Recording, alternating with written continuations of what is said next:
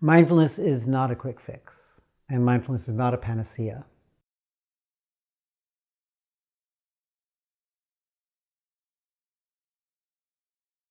We use that word in English, and it's not clear that it's the best translation of the Sanskrit or Pali or even Tibetan words, which in and of themselves actually have different meanings in different contexts of how we train the mind. But one of the meanings is really to remember.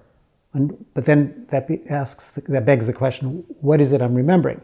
Is it merely that I'm remembering to be in the present moment? And in other contexts, it's the quality of the mind that adheres to whatever you're paying attention to, an object. That's another quality.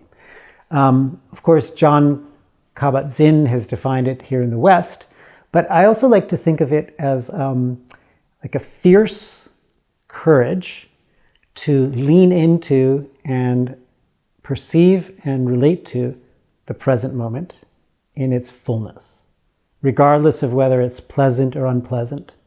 So it's a courage to actually experience the current moment in its greatest fullness in one way. And there are many different techniques under the word mindfulness, which is a set of meditation practices or technologies for training the mind, all of which help to bring the mind into greater full embracing or contact with reality. We need courage to actually embrace an awareness of the current moment, because the current moment is different from moment to moment. We live in reality, we live in more uncertainty than certainty. And if we were to really be able to open our senses and feel and be aware of all the different forces, causes, conditions that are occurring right this moment, that could be overwhelming. And it is overwhelming for some people, right? So you need a courage and a stability of mind and a motivation to want to experience and be aware of even a subset of what's actually happening in a moment, both internally and externally. But part of the courage is also driven by care and compassion for others. The more that I can touch reality, can I actually be of greater service to others? Mindfulness is clearly a trend and increasing in popularity and recognition.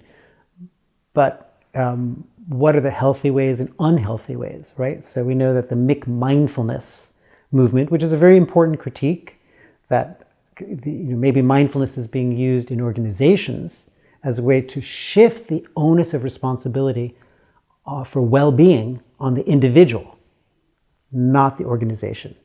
So it bypasses structural changes that might actually lead to greater equality and equity, right? From another perspective, mindfulness practices don't exist in a vacuum. They are part of a constellation of practices. And the way that it's portrayed in the West is often as if this practice or that mindfulness practice is fully functional and sufficient for fundamental change. Whereas we know that understanding ethics, ethical conduct, care and compassion and relationship to a community of people who can help sustain one's internal motivation and tenacity is very important. So mindfulness practices by themselves are not sufficient to really bring about fundamental, full development of a human being. There's more. So the question is, for whom are these different practices beneficial? And is grasping at mindfulness, reifying it, just as harmful as reifying anything else, right? Maybe at least experiencing a little bit of some of these practices and then becoming curious to do a longer retreat, to dive deep into the well, not just touch the water. Can happen for some people. From another perspective, if there's enough suffering, right, be it physical pain or anxiety, depression, or a cardiovascular disease, and now you're dreading when's the next heart attack, those are also conduits pathways through which people come to contemplative practices because they want to have more insight about their mind and their body and to take more reins of control, perhaps, or to try to reduce the potential for suffering. So there's many different motivations why somebody might come into mindfulness practices.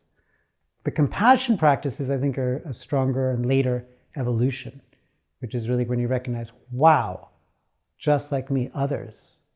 And now I'm beginning to see others, not just myself.